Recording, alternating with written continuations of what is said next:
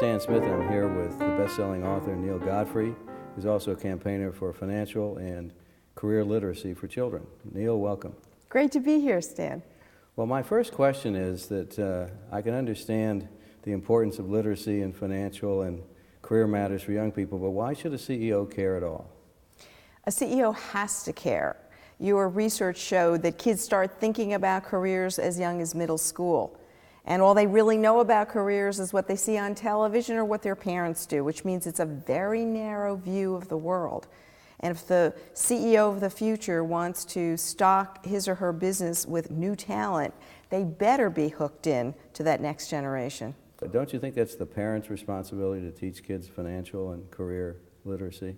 It's all of our responsibilities. If we as business people and foundations don't band together with our school systems, our generation after generation will remain financially illiterate. When I grew up, we didn't have choices, not economically. If you didn't have the money, you couldn't spend it. There was no internet. The choices were really limited. We had two different kinds of sneakers. That was it.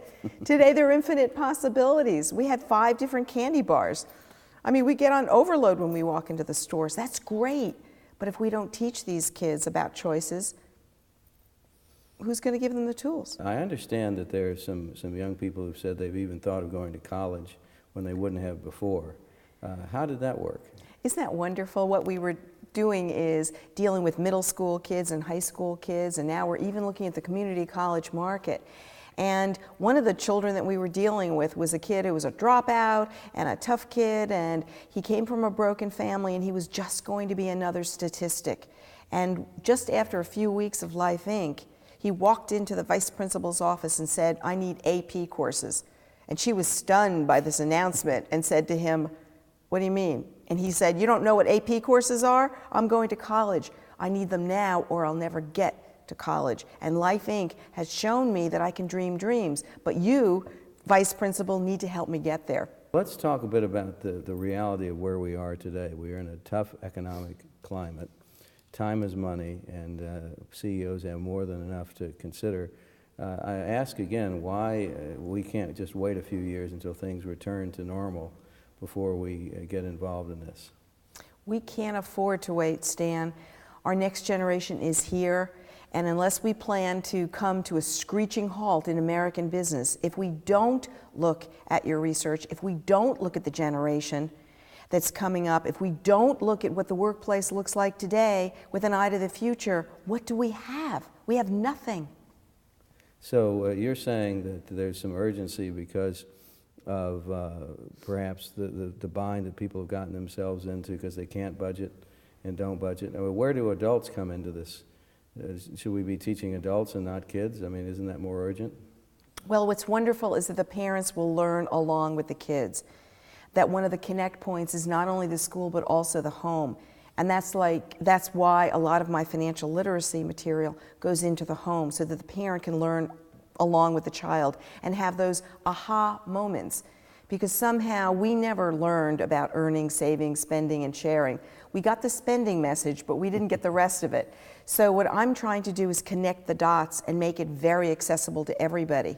The younger people, what do you think they most have to learn about moving into the real life, so to speak, the business world? I think there's a mutual respect that we all have to learn. I think they also have to listen to us in terms of some of the wisdom we hope that we've brought into the world. Mm-hmm. My kids remind me all the time that I would be out of touch and stupid, which I'm aware of, but there is some value added. So if we can blend the new communication, the new world, the new tools, with also some of the old principles. Here's a concept that you actually have to have money left over, as in profits, to be able to move forward. It's a concept. But so there are some old things that we can learn from.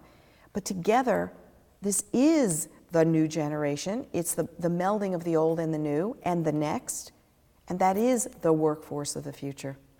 Well, we have some research that we've done at Deloitte that suggests that a high number of young people, high percentage, really have lost their faith in the competence of business leaders. I mean, some huge number, like 82%, agreed with the statement that the current crisis makes me wonder how competent business leaders are. And these were 10 to 18-year-olds. So What do you say to that? I mean, if someone says, you guys just don't know what you're doing, how do you parse that for a young person? That's a toughie, and I think that, again, we all have to learn from that. We all have to start listening and not get so embedded that this is the way we've always done it. We've goofed. Now, it's not just business, it's not just government, it's not just personal responsibility. But if we looked at business as a large family in terms of owning your actions, you shouldn't get a mortgage unless you can pay it back. You shouldn't be offered a mortgage unless you can actually find a way to pay that back to your own shareholders. So we all have to kind of be together on looking at that. And government, you do need to supervise what's going on. So if we all did our job, we wouldn't be in this mess. So I think the finger pointing right now should be something to take a deep breath, step back. What have we learned, and how are we going to do it differently, but together? And if that doesn't start with education, where are we going to start? Well, 60% just about of college graduates are females now. How do you think that's going to change the landscape of the workforce? I think it has to change the landscape. And when companies like Deloitte are so progressive and you can kind of work from anywhere, you can have the family, you can have a career. You don't have to choose anymore. Well, we have an unusual situation, probably the first time in history, that truly is the younger you are, the more you know in technology. And so I'm wondering what you think about reverse mentoring or some kind of technique that the business leaders can use to learn what's going on with technology so that they begin to know what they don't know. That is fabulous. Absolutely, Stan, you're brilliant, because the fact of the matter is, I just sit there with this technology, and of course my son or daughter are sitting there going, duh, don't you get it?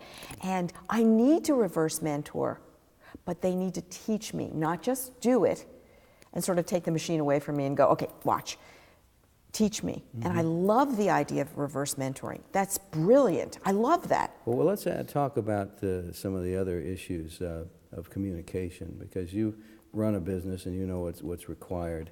With the texting language and other things are starting to find its way into business correspondence and whatever. Where do we draw the line, and how do we draw the line? Because it's one thing to be informal when you're texting someone about the grocery store or about a movie. It's quite another when something could be legally found in a lawsuit or whatever, or someone's taking action on something.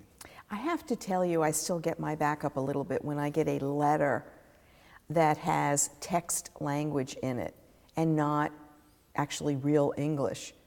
And there is that mentoring to explain to them that I would really like the English language not to be lost to a text message. So I do believe that we need to preserve the writing and then the language, don't you? Well, I do. I feel that part of our job is to teach young people how to be professionals.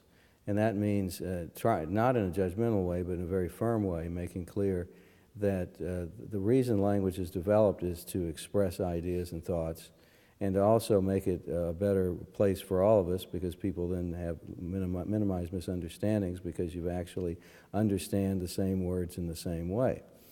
But you know, all this takes time, and I've had some of my colleagues say, look, we're busy and whatever, we can't be answering all these questions and giving all this advice. What do you say to that? That's like saying that I don't have time to teach my 2-year-old how to speak English or how to walk. I'm just too busy. They'll figure it out on their own. Why wouldn't we? That's our job. That's always our responsibility as management, to help, not only to be open to the listening to find out what they can teach us, but to help them learn. That is our responsibility. And as soon as management shirks that responsibility, what's the next generation? You are not supplying the longevity to your corporation. Women have many expectations in society, and you've certainly played many roles. You know, bank president, mother, all kinds of writer. How do you do all this, and how would you advise younger women to achieve all these things, if indeed they want to achieve them? I think the biggest thing is that don't listen to the word no. And no is a paradigm. And it doesn't mean what you think it means. My mother told me what it means is that the person on the other side didn't understand what you were trying to say. Say it again so they can understand it. So if you can get past that, you don't have fear of rejection, you don't have fear of change, you don't have fear of not doing whatever your passion is. Be really good at it, have fun doing it, and every day do a check-in in terms of yourself. Am I really walking the walk that I want to walk? And am I at the place that I want to be? And if I'm doing the kid thing, then make sure you're doing it really well. And if I'm doing the work thing, make sure you're doing it really well so that you can be proud every day of who you are. And then when you crash into bed at 2 o'clock in the morning and you go, I forgot myself, try to wake up the next day and add a little bit more for yourself. That's great advice, Neale. Thanks very much. Thanks, Dan.